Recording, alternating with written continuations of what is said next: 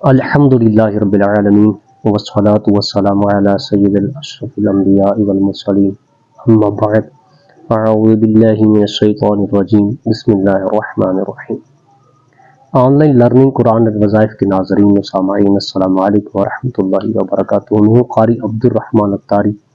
آپ کی بارگاہ میں صورتوں کے خواص لے کر حاضر ہوئے ہیں جو ہماری سیریز چل رہی ہے۔ فضائل آج ہم بیان کریں گے سورہ حشر کے۔ اس سے پہلے میں تھوڑی سی کچھ گفتگو کرنا چاہتا ہوں جو ہمارے فلسطین کے مسلمان ہیں،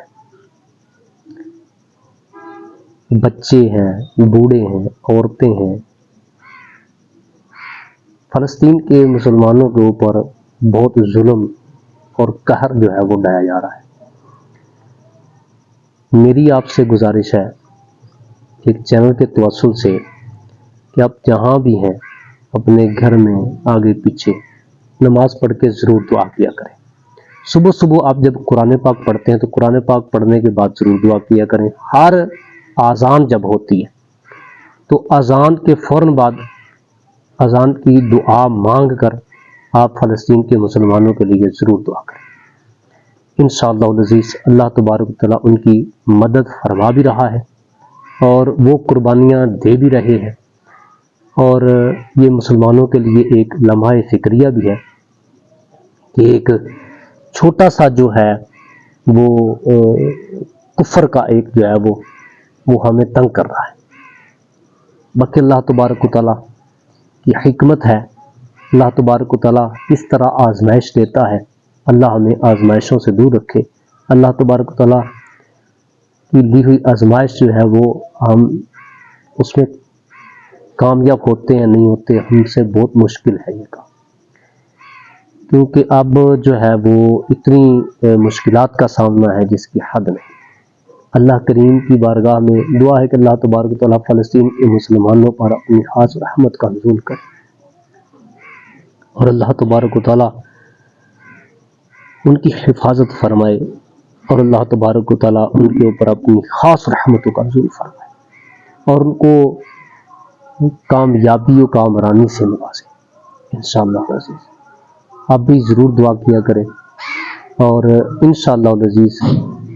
دعا سے بھی بہت فائدے حاصل ہوتے ہیں۔ دعا مومن کا ہتھیار ہے، جیسے کہ نبی کریم صلی اللہ تعالیٰ علیہ وآلہ وسلم کی احادیث مبارکہ ہے، الدعاء سلاح المؤمنین،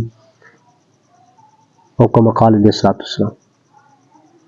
کہ دعا جو ہے یہ مومن کا ہتھیار ہے۔ قال رسول اللہ صلی اللہ علیہ وسلم الدعاء مخ العبادہ، دعا جو ہے یہ تمام عبادتوں کا مغز ہے۔ تو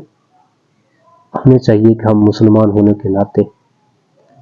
ہم ان اپنے مسلمان بھائیوں کے لیے دعا ضرور کریں۔ آئیے بڑھتے ہیں اپنی صورتوں کے فضائل کی طرف۔ سورہ حشر ہے قرآن پاک کی وہ صورت ہے جس میں اللہ تبارک تعالیٰ کے نام کثرت سے بیان ہوئے ہیں۔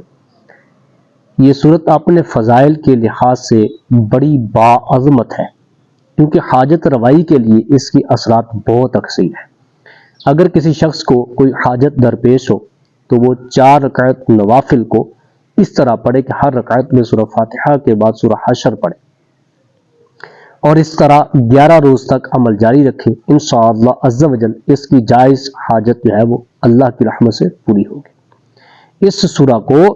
روزانہ ایک بار پڑھنے کا معمول بنا لینے سے پڑھنے والے کے سابقہ گناہ جو ہیں وہ معاف ہو جاتے ہیں،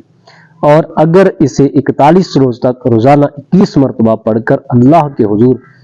میں کسی مرحوم کی بخشش کے لیے دعا کی جائے تو اللہ تبارک تعالیٰ اس کی بخشش فرما لے گا۔ جو شخص اسے روزانہ کسی خاص مقصد کی خاطر 11 روز تک پڑھے اس کا مقصد حل ہوگا، اور اگر کوئی مشکل کام ہو تو اس میں آسانی پیدا ہو جائے گی اور اس کی روزی میں فراخی بھی ہوگی۔ اس سورہ کی 41 روز تک روزانہ 41 مرتبہ تلاوت انسان کو مستجاب الدعوات بنا دیتی ہے، سبحان اللہ، یعنی اس کی ہر دعا قبول ہونے لگتی ہے اور اس کے دل کی تمام مرادیں جو ہیں وہ پوری ہونے لگتی ہیں۔ سورہ حشر کی جو آخری 3 آیات ہیں اسم اعظم ہے، یہ بزرگوں نے لکھا ہے کہ یہ اسم اعظم ہے، جن میں مرض کی شفا اور ضرورت کے پورا ہونے کے اثرات بہت تیز ہیں، اس لیے جس مرض کے لیے بھی پڑھی جائیں گی انشاءاللہ العزیز اللہ پاک کی رحمت سے، خدا کے فضل سے شفا یابی حاصل ہوگی۔ مگر ان مبارک آیتوں کی زکوٰۃ دنیا لازم ہے، جو ان کی زکاتیں ہوتی ہیں وہ دینا ان کی لازم ہے، ورنہ عمل جو ہے وہ ناتمام رہ جائے گا۔ زکوٰۃ کی ترکیب جو ہے وہ علماء نے لکھی ہے، تو میں اس کی بیان بھی کر دیتا ہوں کہ اعتکاف کی نیت کر کے 11 روز روزے رکھیں اور روزے کے دوران ہر روز ان مبارک آیتوں کو تلاوت کیا جائے۔ 12ویں دن اعتکاف سے نکل کر غسل کرے اور 21 آدمیوں کو کھانا کھلائے، زکوٰۃ پوری ہوگی۔ اب جس حایت کے لیے 3000 مرتبہ پڑھی جائیں گی انشاءاللہ عزوجل ضرور مراد پوری ہوگی۔ عمل مجرب ہے، 1 مرتبہ زکوٰۃ دینے کے بعد 100 مرتبہ روزانہ پڑھنا شرط ہے، تاکہ وہ عمل جو ہے وہ جاری رہ سکے، کوئی دن ناغا نہ ہو جائے، ورنہ دوسری مرتبہ زکوٰۃ دینی ہوگی۔ زکوٰۃ دینے کے ایام میں پرہیز جلالی بھی کرنا شرط ہے، سوائے جو کی روٹی کے کچھ نہ کھائے۔ حضرت ابو امامہ رضی اللہ تعالیٰ عنہ سے روایت ہے کہ حضور صلی اللہ علیہ وسلم نے ارشاد فرمایا کہ جو شخص رات یا دن میں سورہ حشر کی آخری آیات جو ہے وہ پڑھے اور اسی رات یا دن اگر اس کا وصال ہو گیا تو وہ یقیناً سورہ حشر کی بدولت جنت میں داخل کیا جائے گا۔ اللہ تبارک و تعالیٰ کی کتنی کتنی پیاری صورتیں ہیں ماشاءاللہ، اور میری یہ گزارش ہے آپ سے کہ جن سے ہو پائے وہ اپنے گھر میں اجتماعی طور پر، جیسے عورتوں کو بلا کر ہم کرتے ہیں، اپنے گھروں میں یاسین وغیرہ پڑھا کرتے ہیں، مدرسے کے بچوں کو بلا کر ہم اس طرح اجتماعی طور پر، بچے تو جو چھوٹے بچے ہوتے ہیں نابالغ ان کو ہم مدرسوں سے بلاتے ہیں، وہ گناہوں سے پاک ہوتے ہیں، تو ہمیں چاہیے کہ ہم اپنی ایک حاجت رکھیں۔ جو فلسطین کے مسلمان ہیں، یقین مانیں چھوٹے چھوٹے بچے ہیں اور وہ بچوں کے اوپر بم گرا رہے ہیں، کیونکہ فلسطین میں بہت زیادہ تعداد بچوں کی ہے، اور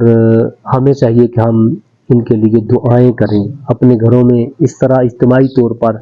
مدرسے کے بچوں کو بلا کر، مدرسوں کے بچوں کو گھر میں کچھ نہ کچھ کھلا کر، یا اس طرح ہم خود بھی بہت کچھ کرتے ہیں، محافل بھی کرتے ہیں، بہت سارے ہمارے نظام ہیں، لیکن میری آپ سے گزارش ہے، یقین مانے دل خون کے آنسو روتا ہے، اتنی پریشانی ہے، اور فلسطین کے مسلمانوں کے اوپر یہ جو قہر ڈھایا جا رہا ہے، ہم تو دعا کرتے ہیں کہ اللہ تبارک و تعالیٰ کی بارگاہ میں دعا ہے کہ اپنے حبیب کے صدقے، اپنے پیارے پیارے محبوب جو ہے ان کے صدقے، اللہ تبارک و تعالیٰ اپنے نیک بندوں کے صدقے، نبی کریم صلی اللہ تعالیٰ علیہ وآلہ وسلم کی زلفوں کا واسطہ، یا اللہ فلسطین کے مسلمانوں کو اس قہر سے بچا لے، یا اللہ اس ظلم جو اسرائیل والے کر رہے ہیں، پروردگار کفر کو نیست و نابود کر دے اور اسلام کو فتح نصیب کر دے، یا اللہ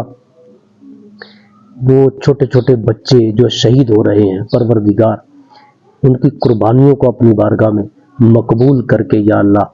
فلسطین کو آزاد کر دے، یا رب العالمین مالک و مولا، اپنے حبیب کے صدقے، اپنے پیارے صحابہ کے صدقے، جتنے بھی یا اللہ تیرے برگزیدہ بندے ہیں، نبی کریم صلی اللہ علیہ وسلم کے جتنے بھی صحاب ہیں، یا اللہ تمام کے صدقے پروردگار فلسطین کے مسلمانوں کے اوپر اپنی خاص رحمتوں کا سایہ کر دے۔ اللہ کریم کی بارگاہ میں ہم دعا کر سکتے ہیں، ہمیں چاہیے کہ ہم ان کے لیے دعائیں کریں،